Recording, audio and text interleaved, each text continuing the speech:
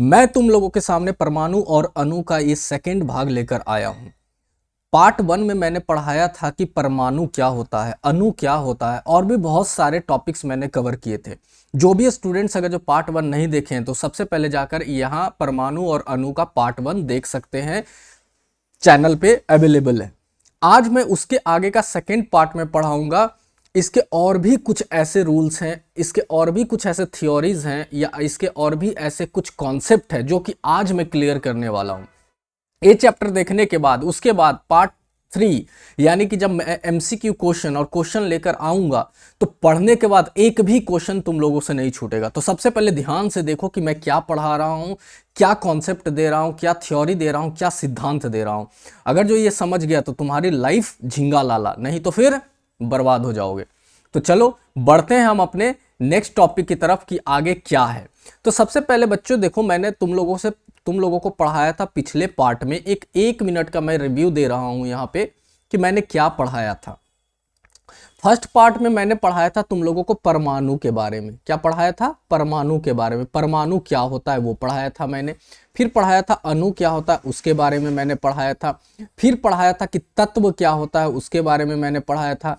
फिर पढ़ाया था कि यौगिक क्या होता है, उसके बारे में मैंने पढ़ाया था। फिर पढ़ाया था कि मिश्रण क्या होता है, इसके बारे में भी छोटा सा मैंने चीजें बता दी थी, क्योंकि ये बेसिक कॉन्सेप्ट हैं, बेसिक सिद्धांत हैं। अगर जो ये नहीं समझोगे तो चैप्टर नहीं समझ में आएगा, ये तुम्हारे सर के ऊपर से जाएगा।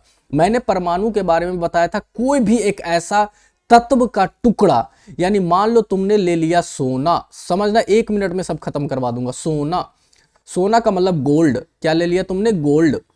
गोल्ड का एक छोटा सा टुकड़ा मैंने ले लिया, इसको मैं तोड़ते गया तोड़ते गया तोड़ते गया तोड़ते गया। एक ऐसा टाइम आएगा कि इसके और भी हम टुकड़े नहीं कर सकते, इसके और भी हम टुकड़े नहीं कर सकते, और ये सीधी हमारी आंखों से देखा नहीं जा सकता है। इसको सूक्ष्मदर्शी के द्वारा हम देखते हैं। इसी को हमने क्या कहा बच्चों? परमाणु कहा। इसको क्या कहा मैंने बच्चों? परमाणु कहा। ये याद रखना, यानी सबसे छोटा जिसको और भी हम टुकड़े नहीं कर सकते उसी को हम परमाणु कहते हैं। अणु मैंने बताया दो या दो से अधिक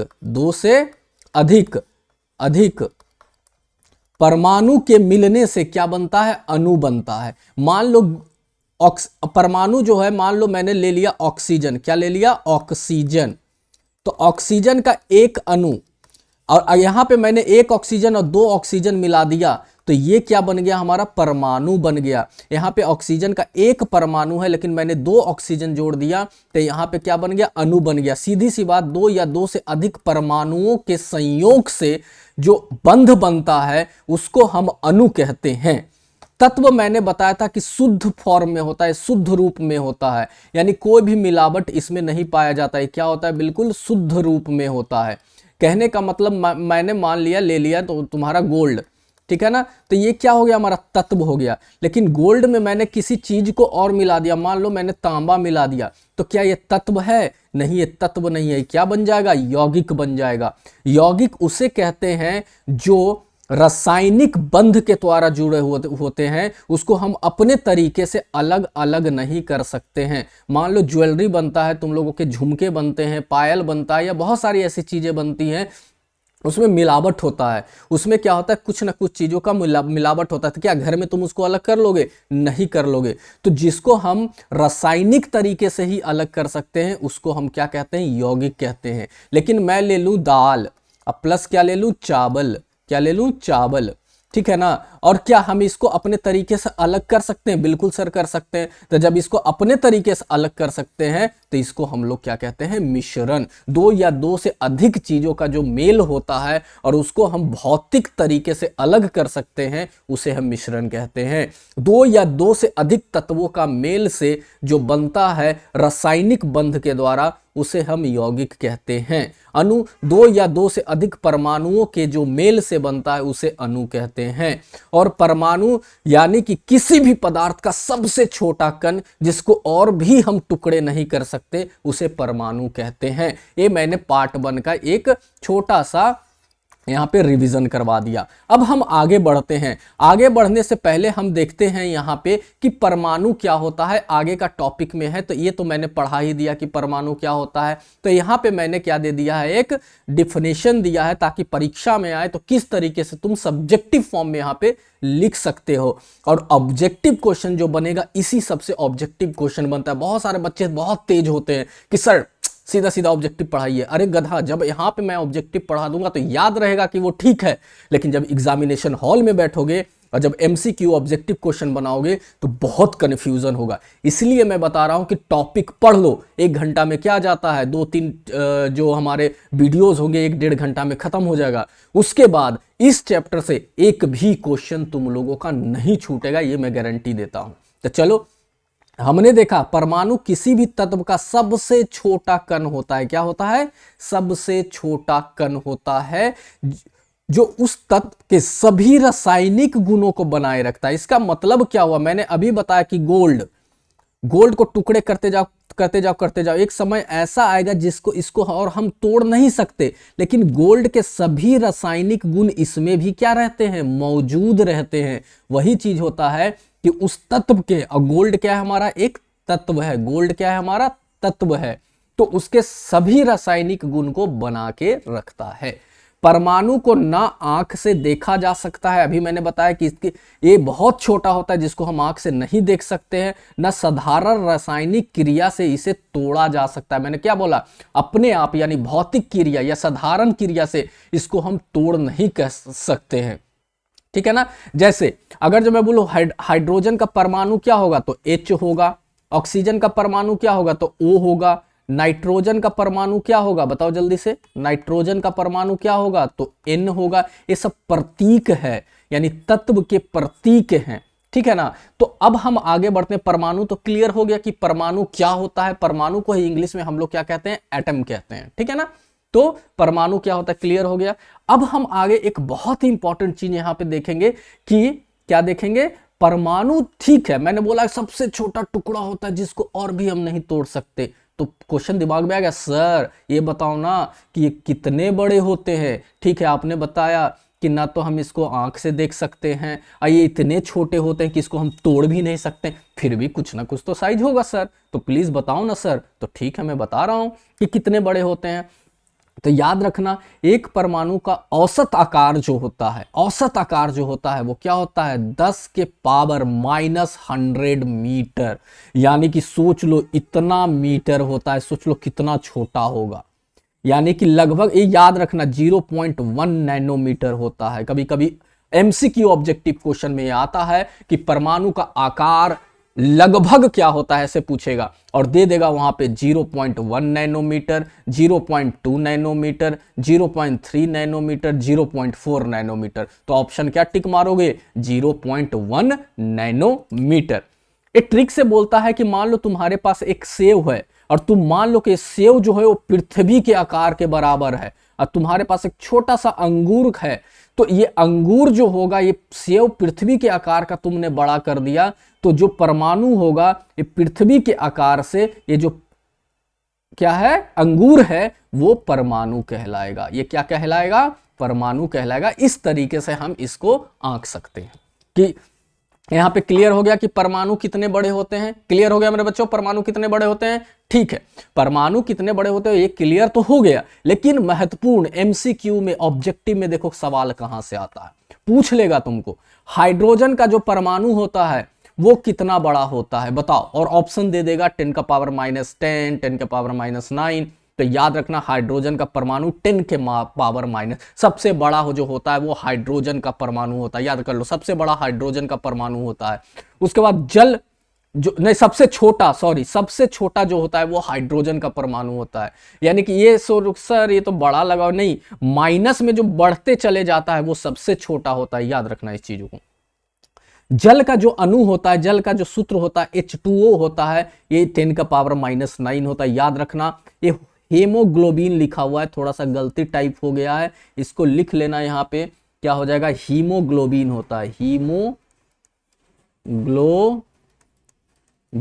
हीमोग्लोबिन क्या होता है? हमारे खून यानी हमारे रक्त में पाया जाता है। इसी के कारण जो हमारा रक्त होता है वो लाल होता है।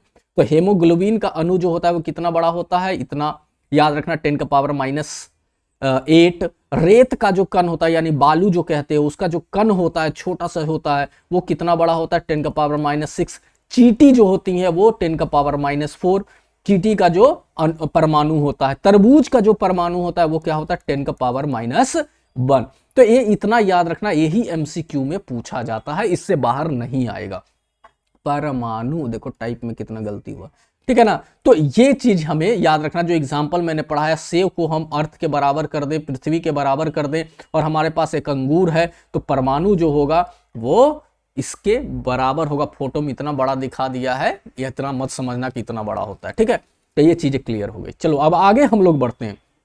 आगे बढ़ने से पहले एक चीज मैं बताऊंगा, परमाणु कितना बड़ा होता है ये तो तुमने समझ लिया, लेकिन याद रखना एक चीज मैं बताता हूं। इसके पहले पार्ट में मैंने एक साइंटिस्ट यानी एक वैज्ञानिक के बारे में पढ़ाया था जिनका नाम था डाल्टन। क्या था, डाल्टन साहब।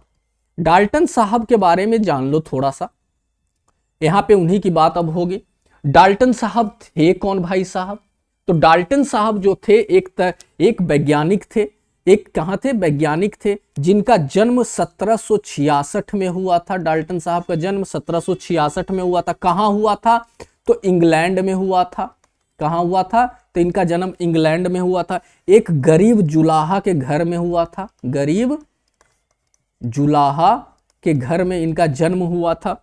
12 वर्ष की आयु में, याद रखना ये चीज, 12 वर्ष की आयु में ये टीचर बन गए थे। 12 वर्ष की आयु में स्कूल में पढ़ाने लग गए थे अपनी जीविका चलाने के लिए, क्योंकि बहुत गरीब थे। ये शिक्षक के रूप में अपनी जीविका शुरू की। कितने वर्ष की उम्र में? 12 वर्ष की उम्र में। इसके 7 साल बाद, 7 साल बाद के जब वो कितने साल के हो गए? 19 वर्ष के हो गए। कितने साल के हो गए?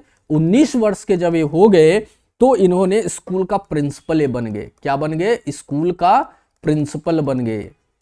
सोच लो कितने महान थे, ठीक है। स्कूल का प्रिंसिपल बन गए सन 1793 में। कब? 1793 में जॉन डाल्टन एक कॉलेज में गणित, भौतिकी और रसायन शास्त्र पढ़ाने के लिए मैनचेस्टर चले गए। ये मैनचेस्टर, ये भी इंग्लैंड वहीं पड़ता है, इंग्लैंड में पड़ता है, ठीक है ना। मैनचेस्टर चले गए और वहाँ पे उन्होंने बहुत सारे थ्योरी ली, बहुत सारे वैज्ञानिक तरीकों से इन्होंने ढूंढना शुरू किया और इन्होंने एक सिद्धांत दिया जिसको हम बोलते हैं परमाणु का सिद्धांत। परमाणु का सिद्धांत जो डाल्टन साहब ने दिया था। और ये परमाणु का सिद्धांत क्या दिया था, ये पार्ट 1 में मैंने पढ़ा दिया, वहां ध्यान से देख लेना इन्होंने क्या परमाणु का सिद्धांत दिया था। लेकिन अब देखो वैज्ञानिकों की असली समस्या क्या थी। इन नियमों की उचित व्याख्या करने की थी। लोग तो बता रहे थे परमाणु ऐसे होता है, अणु ऐसे होता है, ये ऐसे होता है, वो ऐसे होता है, लेकिन कोई व्याख्या सही से नहीं कर पा रहा था ताकि लोग उसको आसानी से समझ सकते हैं, ताकि लोग उसे आसानी से समझ सकते हैं। तो डाल्टन साहब ने एक चीज दिया। एक चीज देने का मतलब है कि उन्होंने बताया कि प्रतीक दिया। कुछ चीजों को पहले प्रतीक डाल्टन साहब ने दिया था। क्या प्रतीक दिया? देखो ध्यान से, अभी मैं दिखा रहा हूं। ये देखो, ये डाल्टन द्वारा सुझाए गए तत्वों के कुछ प्रतीक थे। यानी हाइड्रोजन को उन्होंने दिखाने के लिए इस तरीके का प्रतीक दिया कि हाइड्रोजन ऐसे, अगर जब कोई बना दे तो समझ जाना ये हाइड्रोजन है। फास्फोरस को दिखाने के लिए इन्होंने इस तरीके का तरकीब दिया, इस तरीके का प्रतीक दिया। कॉपर को दिखाने के लिए ऐसे बताया। गोल्ड को दिखाने के लिए ऐसे जी बताया। ये गलत है, ये ऐसे नहीं रहता है, ठीक है ना, ये गलती से टाइप हो गया है। तो गोल्ड को दिखाने के लिए इस तरीके से किया, कार्बन को दिखाने के लिए इस तरीके से किया, सल्फर को इस तरीके से, सीसा को इस तरीके, पैटिना नहीं होता, प्लेटिना होता है, प्लेटिना होता है। क्या होता है? प्लेटिना। गलत टाइप हो गया, ठीक है ना, ऐसे होता है। पारा को दिखाने के लिए इस तरीके से होता है। ऑक्सीजन को इस तरीके से होता है। आई से आयरन होता है। क्या होता है? आयरन को दिखाने के लिए होता है, ठीक है। और एक होता है सिल्वर, जिसको इस तरीके से दिखाया जाता है, एस, और इसको किससे दिखाया गया था? सिल्वर। तो ये बहुत पहचानने का थोड़ा सा आसान तरीका था, लेकिन बाद में इस सारे प्रतीक को क्या कर दिया गया? खत्म कर दिया गया और नया प्रतीक लाया गया। तो ये बच्चों याद करने का जरूरत नहीं है, लेकिन समझने का जरूरत है, तभी तो तुम लोगों को समझ में आएगा कि हाँ ये क्या हो रहा है। तो अब नए वैज्ञानिकों का सोच ये था कि ठीक है, हाइड्रोजन है, फास्फोरस है, तो इसका प्रतीक का नाम हम कैसे रखें, यानी क्या ऐसा रखें जो प्रतीक का नाम होगा। तो किस तरीके से हम प्रतीक का नाम रखेंगे, ये नए साइंटिस्ट आए और उन्होंने बताया। तो चलो कुछ मैं प्रतीक का नाम बता रहा हूं तुम लोगों को, जो किस किस के अनुसार रखा गया, 2 मिनट में ये खत्म हो जाएगा। तो देखो ध्यान से, सबसे पहले एक संस्था है IUPAC। ये क्या है, एक संस्था है, एक क्या है, संस्था है IUPAC। अब ये संस्था क्या है कि ये संस्था डिसाइड करती है कि किसी भी केमिस्ट्री यानी रसायन विज्ञान में जो डिफिनेशन देना है, प्रतीक रखना है, रूल एंड रेगुलेशन यानी नियम और सिद्धांत बनाना है, तो यहीं पे सारे लोग बैठ के बनाते हैं, या तुमने बनाया तो यहीं पे जाएगा और ये लोग बताएंगे कि ये क्या सही में वाकई में सही है। अगर जो इन्होंने अप्रूव कर दिया तो किताब में छप जाएगा। लेकिन यही संस्था बनाती है नियम और कानून रसायन विज्ञान का। कौन सी संस्था, IUPAC, जिसको हम एपक भी कहते हैं, आईपिक भी कितना लोग कह देता है, लेकिन इसका फुल फॉर्म याद रखना तुम लोगों को जरूरी है।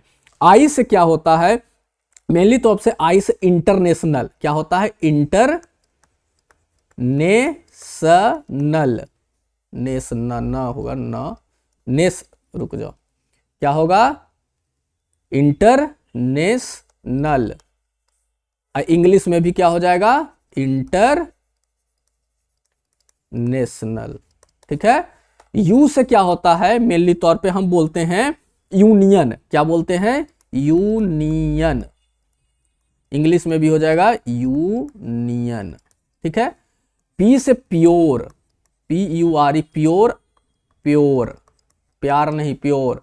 ए से अप्लाइड, APPLIED, और हिंदी में अप्लाइड।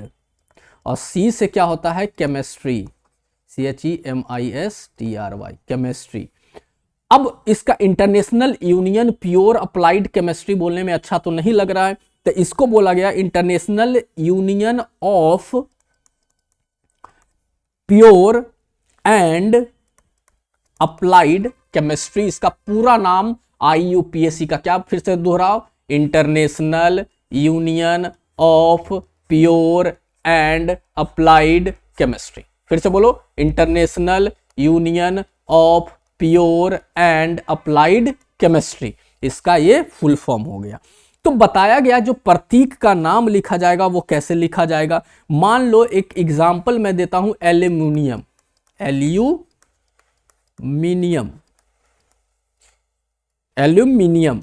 तो एल्यूमिनियम का जो पहला अक्षर था बोला गया इससे इसका प्रतीक का नाम रखो, तो AL बोला गया।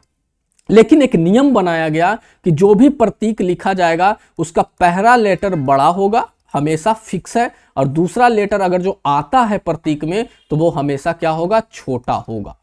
तो एल्युमिनियम को AL ऐसे करके प्रतीक लिखा गया, ना कि AL ऐसे लिखा गया, ना कि AL ऐसे लिखा गया। तो इस तरीके से गलत होगा। कभी भी देख लेना, प्रतीक में हमेशा पहला अक्षर बड़ा होगा और दूसरा अक्षर हमेशा छोटा होगा। अगर जो 2 अक्षर का प्रतीक होगा तो, अगर जो 1 अक्षर का प्रतीक होगा तो हमेशा वो पहला बड़ा ही अक्षर में होगा।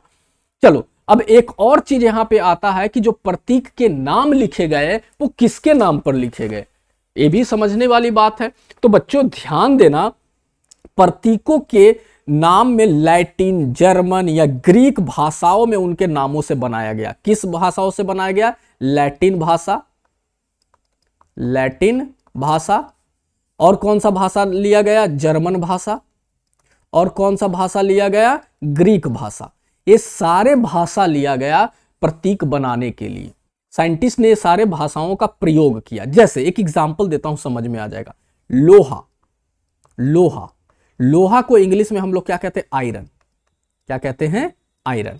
ठीक है, आयरन कहते हैं। इसका प्रतीक जो लिया गया वो F और E लिया गया। अब समझ में नहीं आ रहा कि सर ये तो आयरन है, तो Fe कहां से आया, कहां से पैदा हो गया। तो अरे मेरे प्यारे बच्चों, मेरे साइंटिस्ट बच्चों, जो उसके लैटिन नाम फेरन यानी लोहा का जो लैटिन नाम है, लोहा का जो लैटिन नाम है वो फेरम है। क्या है, फेरम है। लोहा का जो लैटिन नाम है वो फेरम है, इसलिए फेरम, फेरम, फेरम से इसे लिया गया, यानी जो इसका नाम है वो लैटिन से लिया गया। इसी प्रकार एक और एग्जाम्पल लेते हैं हम लोग, सोडियम। क्या लेते हैं? सोडियम। सोडियम, सोडियम को Na से इसका प्रतीक रखा गया। किससे प्रतीक रखा गया? Na से प्रतीक रखा गया। एक मिनट,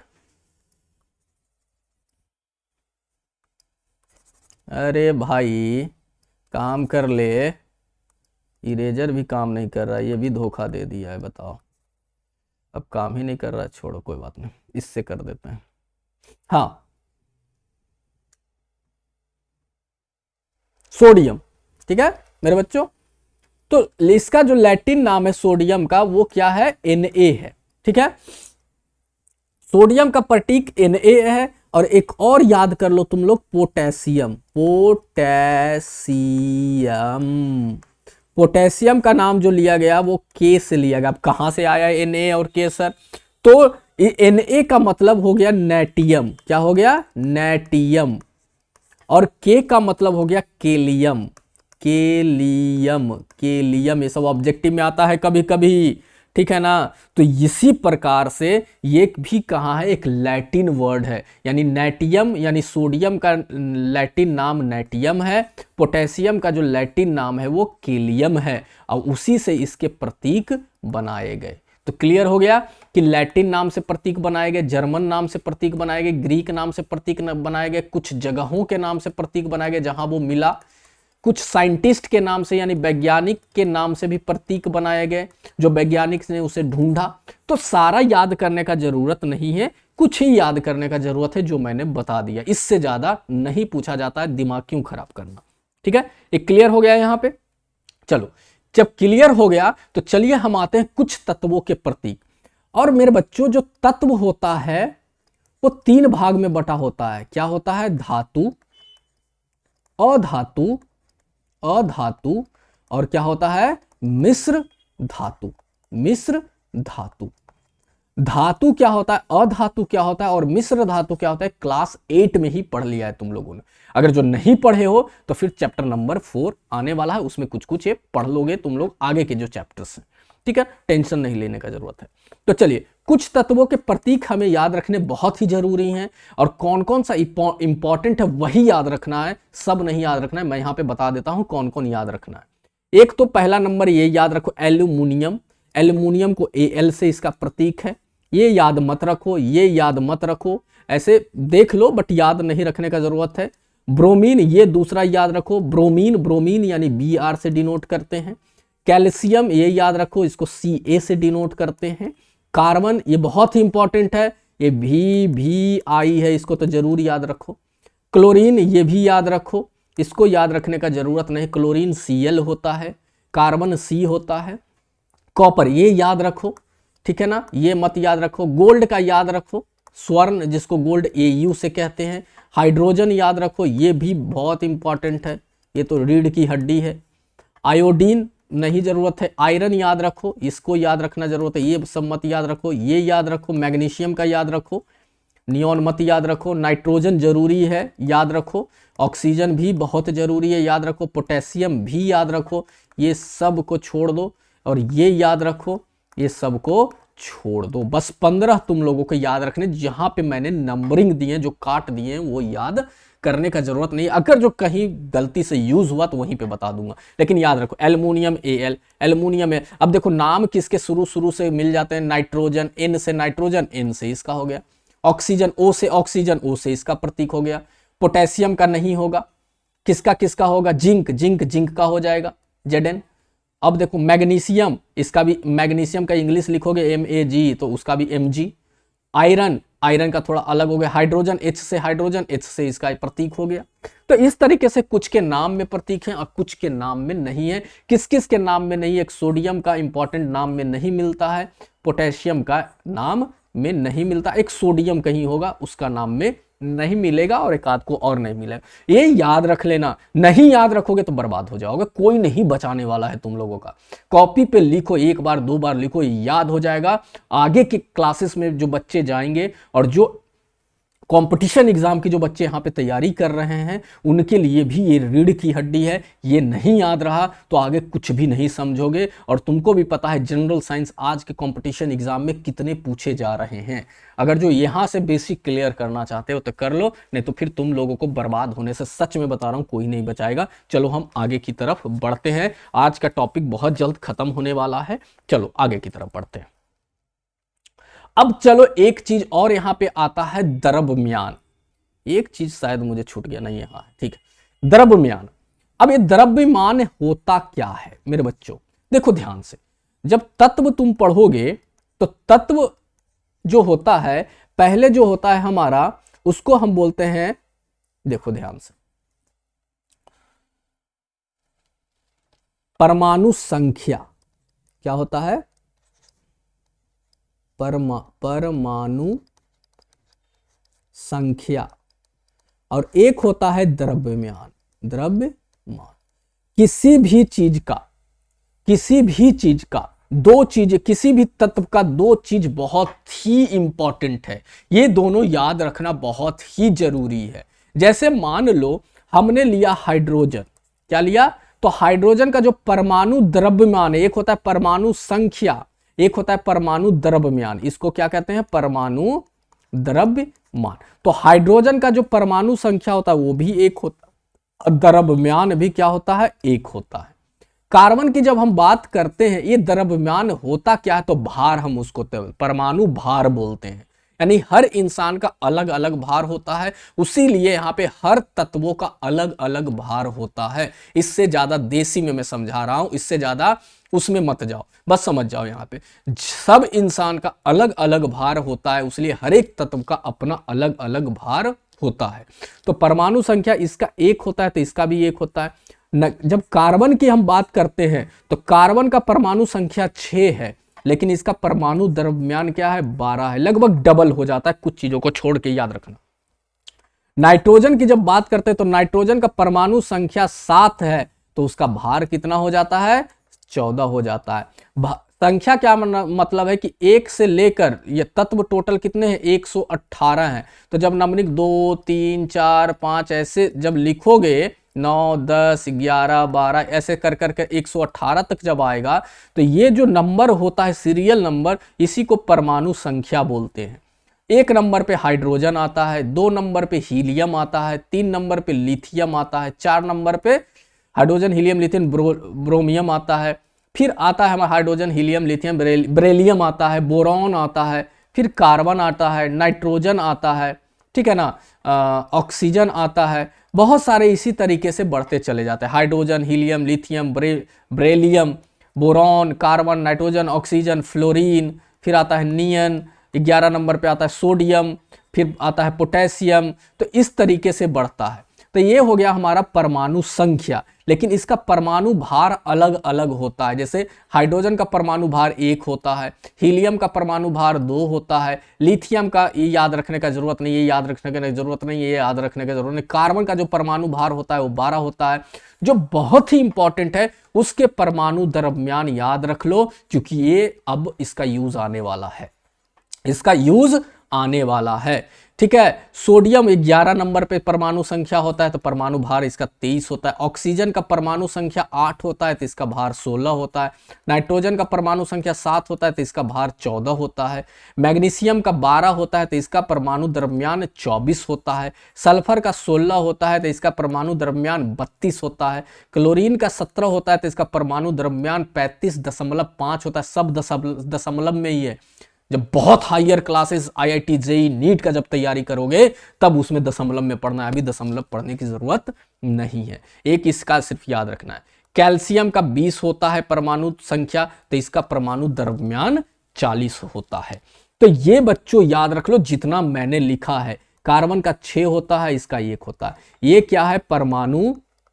परमाणु संख्या है। क्या है? परमाणु संख्या है। और ये क्या है? हमारा परमाणु द्रव्यमान है। और ये क्या है? हमारा तत्व है। ये क्या है? हमारा तत्व है। और इसका प्रतीक होता है। तत्व का क्या होता है? प्रतीक। जैसे हाइड्रोजन का प्रतीक H, कार्बन का प्रतीक C, नाइट्रोजन का प्रतीक N, ऑक्सीजन का प्रतीक O, सोडियम का प्रतीक Na, मैग्नीशियम का प्रतीक Mg, सल्फर का प्रतीक S, क्लोरीन का प्रतीक Cl, कैल्शियम का प्रतीक Ca। तो इस तरीके से ये प्रतीक भी मैंने बता दिया कि इसका प्रतीक, इसका परमाणु तत्व का नाम, परमाणु संख्या, परमाणु द्रव्यमान, बस इतना याद रख लो, इतना का, इससे ज्यादा जरूरत मेरे बच्चों नहीं होने वाला है तुम लोगों का। ठीक है, तो ये क्लियर हो गया। चलो, जब ये क्लियर हो गया तो अब हम आगे कुछ ऐसे चीजों के बारे में पढ़ते हैं। बहुत ही एक इंपॉर्टेंट टॉपिक है आयन, लेकिन आयन से पहले एक चीज और हम जानेंगे, अणु। ये तो मैंने पढ़ा ही दिया है कि अणु का मतलब होता है कई परमाणुओं की टीम, कई परमाणुओं की टीम। जब दो या दो से ज्यादा परमाणु आपस में जुड़ जाते हैं, अब वो जुड़ाव क्या होना चाहिए, रासायनिक होना चाहिए, तब उसको हम क्या कहते हैं, अणु कहते हैं।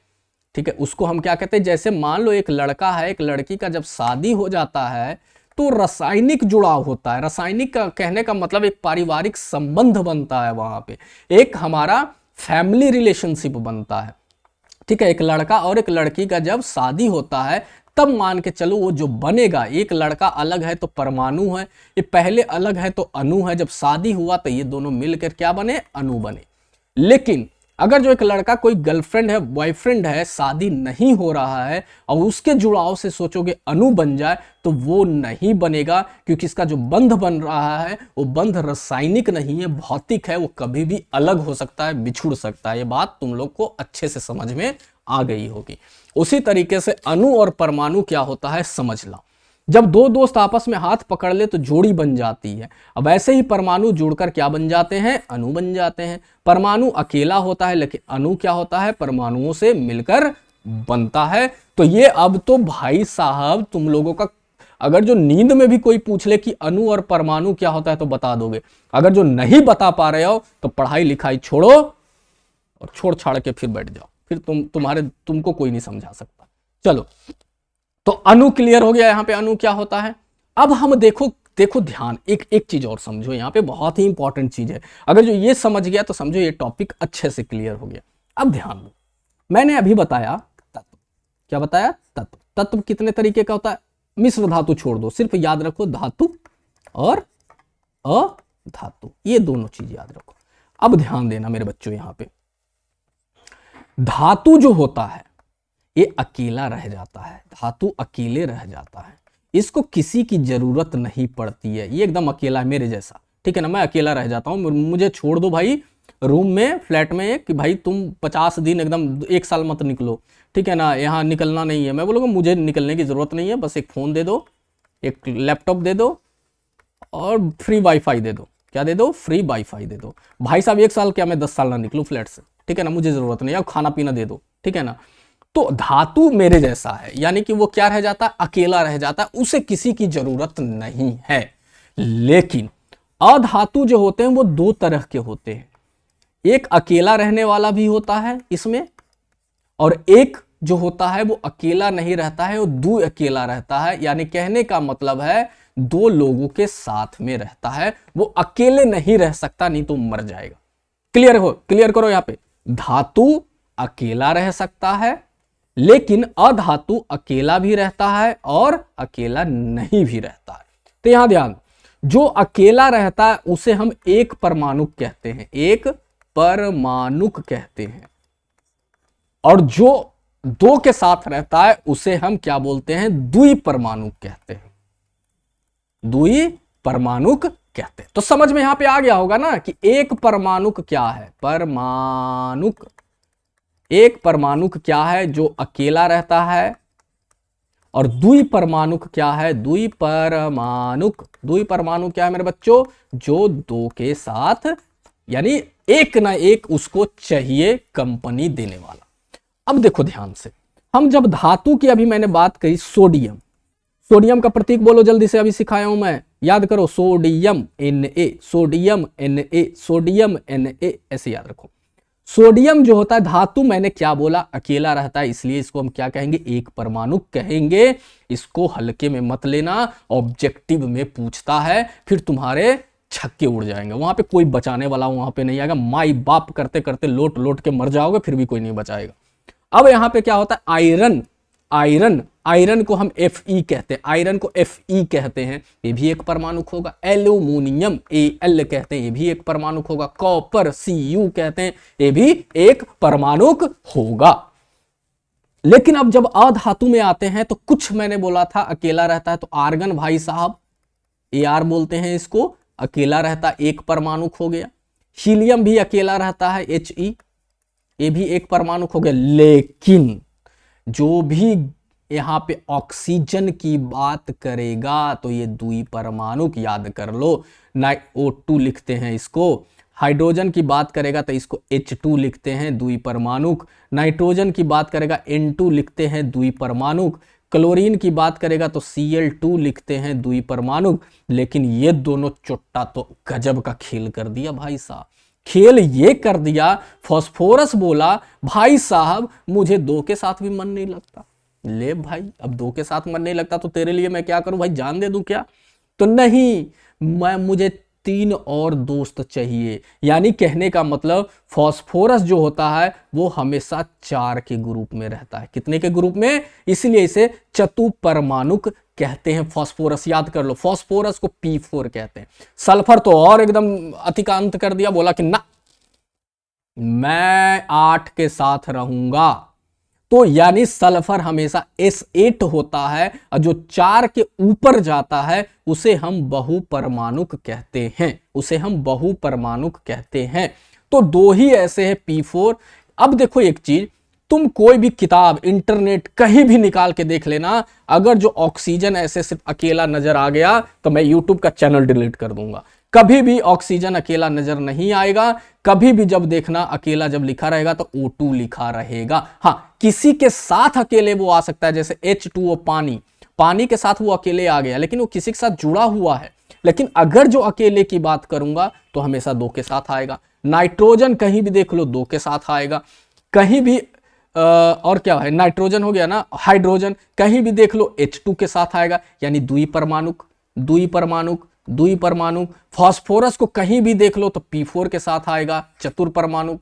सल्फर कहीं भी देख लो तो S8 होगा, यानी कि यहां पे बहुपरमाणुक, परमाणिक, जो भी है परमाणुक, परमाणुक कर लो, ठीक, देख लो तुम लोग, ठीक है। तो ये क्लियर हो गया ना कि एक परमाणुक क्या होता है, बहुपरमाणुक क्या होता है, चतुर्परमाणुक क्या होता है, और द्विपरमाणुक क्या होता है।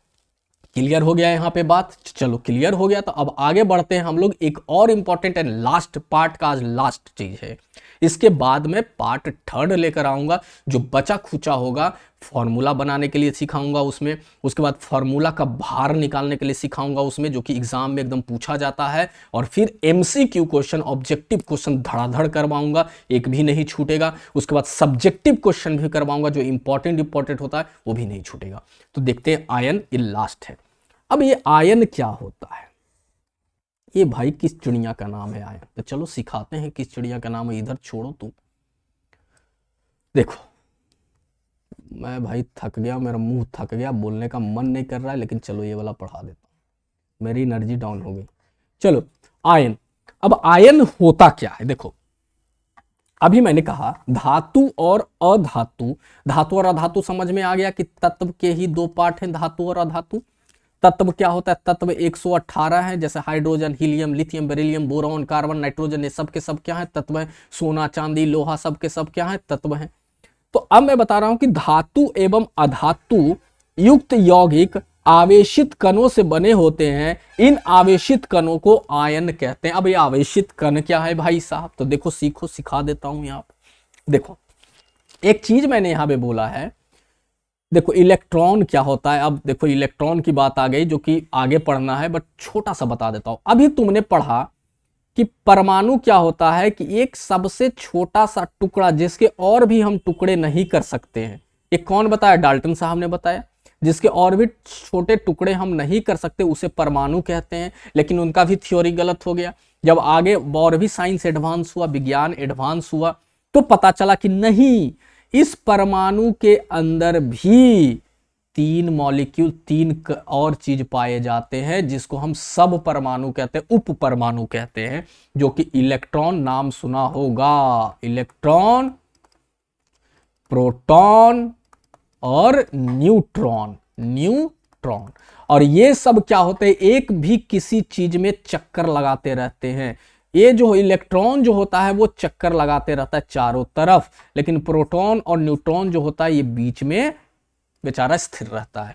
अब देखो ध्यान से, मान ले तुम्हारे हाथ में पेन है, पेन के अंदर भी उस पेन को टुकड़े करते जाओ करते जाओ करते जाओ करते जाओ, एक ऐसा समय आएगा कि उसको तुम तोड़ नहीं सकते हो, तो उसमें भी उसके परमाणु में भी ये इलेक्ट्रॉन जो होगा एकदम धड़ के एकदम नाच रहा है नाच रहा है नाच रहा है, अब रुक जाओ अब रुक जाओ, लेकिन ये रुकने के लिए तैयार नहीं है। एक तुम्हारा दीवार घर बना हुआ है, घर के ईंट भी तोड़ते जाओ, उसके भी परमाणु में जो इलेक्ट्रॉन है वो चक्कर लगा रहा है एकदम, हद तरीके एकदम रुकने का नाम ही नहीं ले रहा है वो, ठीक है।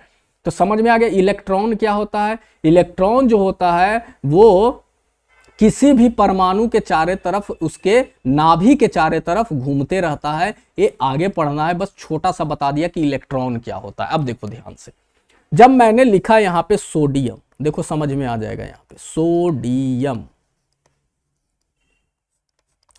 सोडियम का जो प्रतीक था मैंने क्या बताया, Na बताया। सोडियम का जो प्रतीक था वो Na बताया। तो Na के ऊपर जो चार्ज होता है, देखो दो चीज होता है, एक प्लस में होता है चार्ज, चार्ज का मतलब हो गया आयन, बस ये आयन, आवेश, आवेश प्लस में आवेश होता है, और एक होता है माइनस में आवेश। तो जो प्लस आवेश होता है, जितना भी धातु होगा तो उसमें कौन सा आवेश होगा, प्लस आवेश होगा, यानी कि धनात्मक आवेश होगा। जो भी अधातु होगा उसमें कौन सा आवेश पाया जाता है, उसमें ऋणात्मक आवेश होता है, याद रखना। अधातु में ऋणात्मक आवेश और धातु में कौन सा आवेश पाया जाता है, धनात्मक आवेश पाया जाता है। सोडियम क्या है, धातु है, तो धातु है तो इसमें कौन सा आवेश पाया जाएगा, इसमें धनात्मक आवेश पाया जाएगा। देखो अब ये कैसे आया ये अभी नहीं पढ़ना है तुम लोगों को, मैंने क्या बताया ये एडवांस लेवल हो गया, तो इसमें आगे जाके पढ़ोगे। अभी मैं पढ़ा दूंगा तो तुम लोग कंफ्यूज हो जाओगे। ये भी एकदम तरीके से समझाने वाली बात है, बट अभी नहीं समझाऊंगा इसको। अभी बस इतना याद रखो कि किसका आयन क्या है, इतना याद करने की जरूरत है। कैसे याद करोगे, देखो यहां से ध्यान दो, ये देखो ध्यान से, ये सब धातु है। सोडियम, देखो इसको, ये जब ये +1 है, देखो ध्यान से यहां पे इसको कभी कभी ऐसे भी लिखता है, Na+1 की जगह 1+ भी लिखेगा, 1+ लिखेगा। तो इसका मतलब समझ जाना है, कभी कभी ऐसे भी लिखा रहेगा Na सिर्फ प्लस रहेगा, सिर्फ क्या रहेगा, प्लस रहेगा। तो जब प्लस रहेगा तो समझ जाना कुछ नहीं है तो 1 होता है, जब कुछ नहीं है तो क्या होता है, 1 होता है। उसी तरीके से ये देखना एनसीईआरटी बुक में दिया हुआ है, तुम लोगों को समझा देता हूं, ये लास्ट टॉपिक है अभी का। कुछ नहीं है तो क्या, 1, ये धातु है। अब पूछेगा सोडियम का आयन क्या है, तो क्या बोलोगे, 1 है। सोडियम का आयन क्या है, तो क्या बोलोगे, 1 है। क्या बोलोगे, 1 है। पोटेशियम का आयन क्या है, तो क्या बोलोगे, 1 है। सिल्वर का आयन क्या है, तो क्या बोलोगे, 1 है। कॉपर का आयन क्या है, तो क्या बोलोगे, 1 है। कॉपर का 2 होता है, 1 भी होता है और 2 भी होता है। किस किस का याद करने का जरूरत है, सिर्फ वो मैं बता देता हूं, सिर्फ वो याद करो, ज्यादा याद करने का जरूरत नहीं है। लिख लो जो जो याद करने का है, उससे ज्यादा मत याद करो, जो जरूरत है। सबसे पहले याद रखना है सोडियम। सोडियम, सोडियम का कितना होता है, Na होता है, और Na कुछ नहीं है तो क्या होता है, 1+ होता है। यानी कि इसका जो आयन होता है वो क्या होगा, आयन क्या होगा, 1 होगा। आयन क्या होगा इसका, 1 होगा। दूसरा याद कर लो, पोटेशियम। पोटेशियम, पोटेशियम का जो आयन होगा वो क्या होगा, K, ये भी क्या होगा, 1+, यानी कि इसका भी आयन क्या होगा, 1 होगा। पोटेशियम हो गया। अब क्या हम करेंगे, सिल्वर। सिल्वर, सिल्वर का जो आयन, सिल्वर का जो प्रतीक होता है वो क्या होता है, Ag, इसका भी क्या होता है, 1+ होता है, तो इसका भी आयन क्या होगा, 1 होगा। अब एक जरूरत कहां पड़ेगा, जब अभी सूत्र बनाओगे ना, फॉर्मूला बनाओगे आगे जाके, उदाहरण यानी कहने का मतलब है यौगिक का सूत्र बनाओगे तो यहां काम आएगा। कैसे आएगा अभी बताऊंगा मैं। सिल्वर हो गया याद, कॉपर का छोड़ दो, मैग्नीशियम का याद रखो, मैग्नीशियम। मैग्नीशियम को हम किससे लिखते हैं, Mg से लिखते हैं, और इसका 2 होता है। इसका आयन क्या होगा, 2 होगा। याद रखना ये सब क्या चल रहा है, धातु चल रहा है, तो ये सब क्या है, धनात्मक है, धनात्मक है, ये सब क्या है, धनात्मक है। फिर आता है कैल्शियम, कैल्शियम, कैल्शियम का होता है Ca, इसका भी आयन क्या होता है 2+, तो ये भी 2 होता है, ये भी क्या होगा, धनात्मक होगा। उसके बाद मैं बात करता हूं जिंक, जिंक Zn, इसका भी क्या होता है 2 होता है, इसका भी क्या हम लिखेंगे 2 होता है आयन, ये भी क्या होता है, धनात्मक। उसके बाद आयरन, आयरन, आयरन, आयरन का Fe होता है, तो Fe 2 होता है, +2 में भी होता है, इसका 3 भी होता है। कहाँ कहाँ यूज होगा बाद में बताऊंगा। इसको हम लोग, इसका 2 भी होता है और 3 भी होता है। इसको बोलते हैं फेरिक, सॉरी फेरस, इसको बोलते हैं फेरिक, बाद में बताऊंगा। अभी अभी सब याद रखो, सिर्फ कितना है बस। फिर आता है एल्यूमिनियम, एल्यूमिनियम, एल्यूमिनियम का Al होता है और एल्यूमिनियम का 3 होता है, याद रखो। एल्यूमिनियम का कितना होता है, 3 होता है। चलो यहीं से बता देता हूं लिखने से अच्छा। एल्यूमिनियम का कितना होता है, 3 होता है। आयरन का 3 भी होता है, 2 अभी बताया था मैंने। हाइड्रोजन का 1 होता है, याद रखना। हाइड्राइड का माइनस होता है, याद रखो, ये धनात्मक आयन है। क्या है हमारा, धनात्मक आयन है।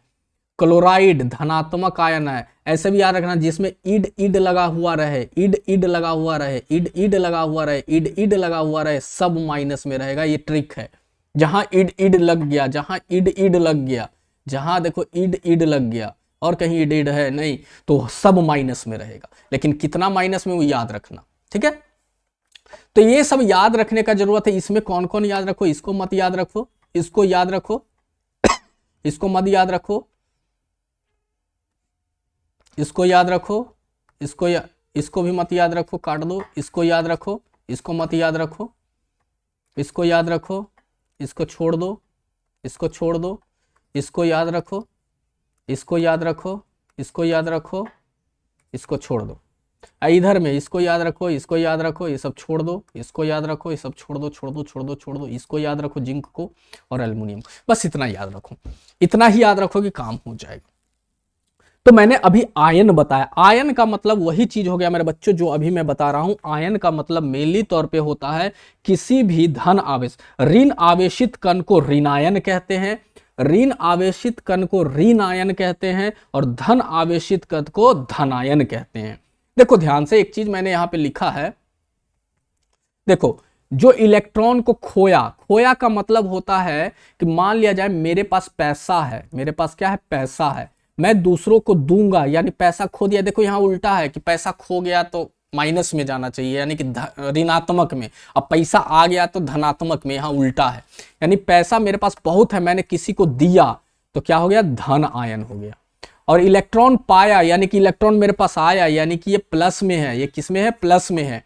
तो जब यहाँ पे उल्टा हो जाता है कि जब पाया तो मेरे पास पैसा नहीं होगा, यानी मैंने किसी से लिया, तो जब किसी से लिया तो वो किस में होगा, ऋणात्मक में होगा। और धन आयन का मतलब इलेक्ट्रॉन मैंने दे दिया किसी को, तो ये किस में होगा, धनात्मक में होगा। जैसे किसी के पास से पैसा चला जाए तो वो कंगाल, तो वैसे ही इलेक्ट्रॉन जाने पर धन आयन, ठीक है ना। और अगर पैसा मिल जाए तो ऋण आयन। तो ये चीज याद में रखना है। जैसे यहां पे देखो एक चीज मैंने लिख भी दिया है कि प्लस में है तो देखो क्या हो गया, धन आयन हो गया, और देखो नेगेटिव में यानी कि माइनस में है तो वो क्या हो गया, हमारा ऋण आयन हो गया। तो यहाँ पे आयन भी मैं समझ रहा हूँ कि तुम लोग को क्लियर हो गया है। अब अगले जो क्लास होगा, आज मैं यही लास्ट कर रहा हूँ सेशन को, बट एक मिनट सुन लो। अगला क्लास होगा तो इसका देखो यूज कहाँ कहाँ होगा। इसका यूज ऐसे होगा कि मैं अगर जो बोलूं एल्युमिनियम ऑक्साइड, जैसे मैं बोलूंगा अरे यार, जैसे मैं छोड़ो कैल्शियम ऑक्साइड, चाहे एक और छोटा सा दे देता हूं, हाइड्रोजन सल्फाइड, हाइड्रोजन सल्फाइड बोलूंगा, इसका फॉर्मूला बनाओ, इसका सूत्र बना के दिखाओ, मुंह फाड़ देगा, बंद हो जाएगा, मर जाएगा, कोई नहीं बचाने वाला आएगा, बता रहा हूं। अभी दिमाग के ऊपर से फिर जा रहा होगा। अरे गधा, हाइड्रोजन का प्रतीक, हाइड्रोजन का प्रतीक क्या है, H। सल्फाइड, सल्फाइड का प्रतीक क्या है, आ जाओ इधर, लग रहा है ऐसा कर रहा है कि लग रहा है कभी जिंदगी में देखा ही नहीं। देखो सल्फाइड कहाँ है यहाँ पे, सल्फाइड ये है, सल्फाइड सल्फाइड ये है S-2, सिर्फ S, ऐसे याद रखो। सल्फाइड को क्या बोलते हैं? S। अरे कहाँ गया यार चुट्टा, S। अब देखना है कि हाइड्रोजन में ऋणात्मक और धनात्मक आयन में क्या है, जिसको हम संयोजकता कहते हैं। इसको हम क्या कहते हैं? संयोजकता। तो H+1 होता है, देखो ध्यान से पीछे, तो इसका संयोजकता क्या हो गया? 1। S-2 होता है, देखो पीछे, तो इसका संयोजकता क्या हो गया? 2। और ये क्या होता है? आपस में अदला बदली होता है, यानी कि जो 2 है वो H के पास चला जाएगा और जो 1 है वो S के पास चला जाएगा। तो ये इसका फॉर्मूला हो गया। अभी सिखा नहीं रहा हूं, सिर्फ एक एग्जांपल दे रहा हूं, अगले क्लास में सिखाऊंगा अच्छे से। तो संयोजकता होता है, यानी जो आयन होता है इसी को हम संयोजकता कहते हैं। ठीक है ना, समझ में आ गया, क्लियर हो गया। और जो अगले क्लास में मैं पढ़ाऊंगा कि अगले क्लास में आणविक द्रव्यमान निकालने के लिए सिखाऊंगा, सूत्र इकाई का द्रव्यमान लिखने के लिए सिखाऊंगा, और उसके बाद कुछ इंपॉर्टेंट क्वेश्चन भी हम लोग करने वाले हैं अगले क्लास में। ठीक है ना, और किस तरीके से ऑब्जेक्टिव क्वेश्चन यानी कि सॉल्व करने वाले एमसीक्यू, ये सब एक क्लास में मैं पूरा का पूरा क्लियर कर दूंगा। आज के लिए मैं इतना रखता हूं वीडियो को, और अभी तक अगर जो सेशन को लाइक नहीं किया तो सबसे पहले लाइक का बटन दबाओ, उसके बाद अपने दोस्तों के साथ शेयर करो, और अपने व्हाट्सएप पे 24 घंटा के लिए इस वीडियो का लिंक लगाओ। और चैनल को सब्सक्राइब नहीं किया तो करो ना यार जल्दी से, क्यों ऐसे मुंह देख रहा है? ठीक है ना, तो चलो मिलते हैं अपने नेक्स्ट वीडियो में, तब तक के लिए अपना ख्याल रखो, स्वस्थ रहो, मस्त रहो। जय हिंद, जय भारत।